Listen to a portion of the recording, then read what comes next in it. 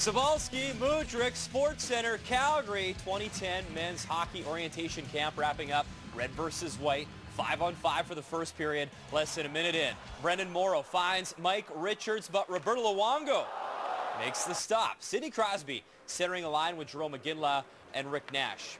That's a pretty good line. Crosby gets a chance. Marty Brodeur got glove. Late first, team white power play, Scott Niedermayer. Yes, that's Scott Niedermayer. Whoops. Bad turn away. Eric Stahl to Jason Spezza, but how about the save from Brodeur? We're scoreless after one. More 5-on-5 in the second. Team white, 2-on-1. Ryan Smith, maybe a dark horse to make this team. Nice little goal. Beats Brodeur short side. It's 1-0. Team red, a 3-on-0, which you don't see very often. Shea Weber bats it out of midair, but how about Cam Ward making the stop? More from Team red. Brent Burns, he is stopped. But the puck eventually slides in front. Jeff Carter, he's not going to miss from there. We are tied up at 1. Late in the second, Brent Seabrook loses his balance. That's a bit embarrassing. Patrick Marleau's okay with that because he finds it and he scores. Beats Ward. Team red leading 2-1 after 2. Third frame, Team white on the power play. Corey Perry on the wraparound. And he's going to beat Marc-Andre Fleury. That ties the game up at 2. And then it's Joe Thornton. Pretty good soccer player here, as he will kick it into the net. Initially called the goal, but they talk about it. Yeah, he kicked it. It's reversed. We're still tied up at 2. 2 minutes left. Martin St. Louis in alone. Doesn't get a great shot off. Fleury makes a great save regardless. Ends at a 2-2 tie. Of course, they're going to do a shootout anyways. And how about Marleau? Pretty moves. Beats Steve Mason, Danny Heatley. They booed him a bit until he scored. Then they cheered. Sidney Crosby. He's done that a few thousand times in practice on Fleury. Vinny Lecavalier, quiet game for him. That move just about worked. That also concludes the orientation camp. Players showing their appreciation to the fans. And we say hello on Sports Center. I'm Brian. That is James. And let me get this straight. It's August still, right? Still August. 16,000 strong showing up at the Saddle Dome. People obviously in Canada very excited looking ahead to Vancouver. You know, every year it seems to be the passion for hockey in this country gets greater and greater. This is probably the most anticipated scrimmage in the history of hockey. With more on the evening that was, let's send it back to Calgary. Here's James Duthie. Thank you. It's official. Our country is nuts in the best of ways. A pumped-up, sold-out building in Calgary for a summer scrimmage. Of course, there aren't many summer scrimmages that feature many of the best players in the world, all trying to make one Olympic team. This game was fast-paced. It was intense. It even had the dramatic or semi-dramatic shootout ending.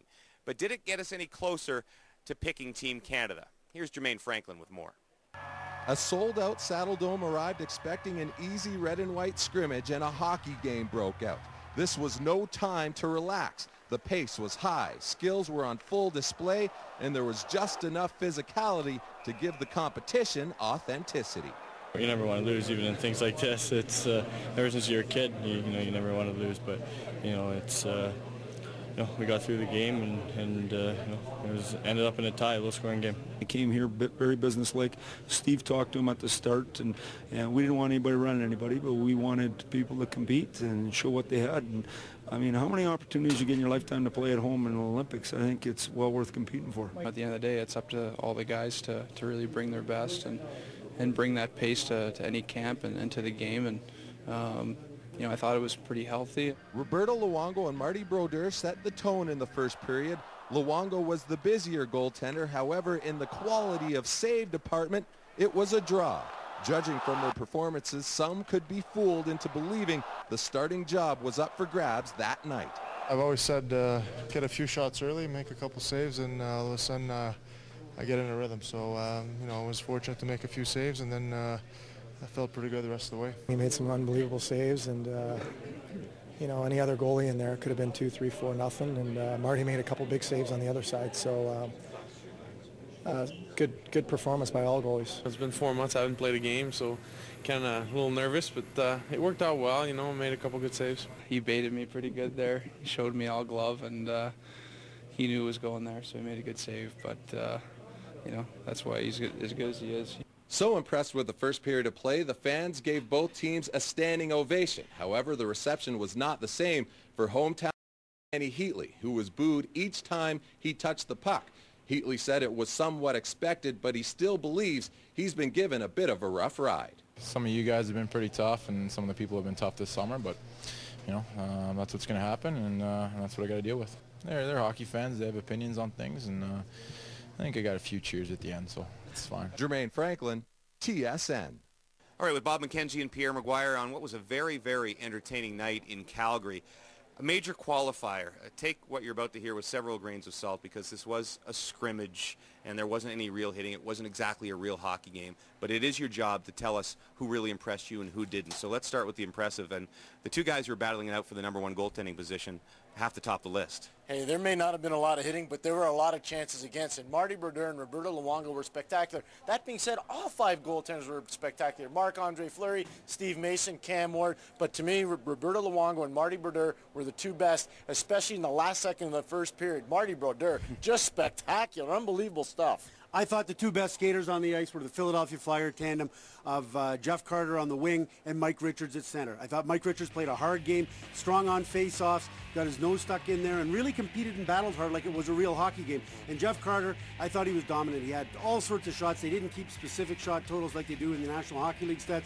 He had to have at least 7 or 8 shots. He had a goal, and I thought they were the best tandem on the ice, and it won't surprise me in the least if both those guys are on the line together on Team Canada in Vancouver. We figured both those guys were going to make the team before the scrimmage. There were a bunch of forwards on the bubble, though. Of those who had to make an impression, who impressed you? I thought Marty St. Louis did a nice job when he jumped up in the 3rd period on the #1 line with Rick Nash Crosby, and Sidney Crosby, and Jerome McGinley dropped down with Jonathan Taves. I thought St. Louis injected a lot of energy and made himself more noticeable than he had been earlier in the game. And I thought Jordan Staal also stepped up and played extremely well from start to finish. He might be a real dark horse guy that could be your 4th line in your face center or a 13th forward. He's good offensively, good defensively. I thought he was good. And on defense, it's pretty easy. Francois Beauchemin, new signing of the Toronto Maple Leafs, he was awesome. Steady, made good reads, moved the puck well, had a point presence on the power play, did a lot of real good things. And Brent Burns of the Minnesota Wild. I'm not surprised by Brent Burns. A lot of people kind of poo-pooing Burns before he comes here, but the big thing was concussion issues haunted him all last year. He was really good in this exhibition game or scrimmage. Yeah, 3 Calgary defensemen all trying to make the team. None of them are locks. What did you think of them?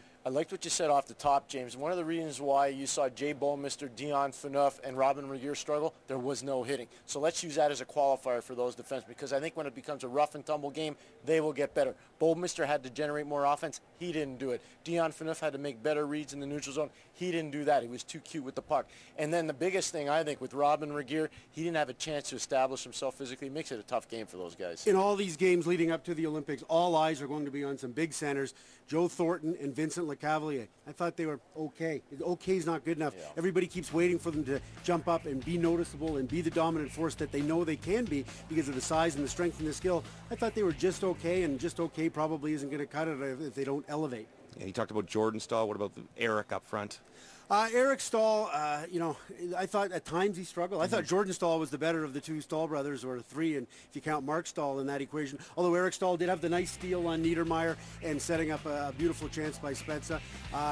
And I thought Corey Perry was a guy who at times struggled. He took a bad penalty on the goalie interference behind the net, but kind of redeemed himself a little bit with a nice wraparound. Good, greasy Corey Perry goal.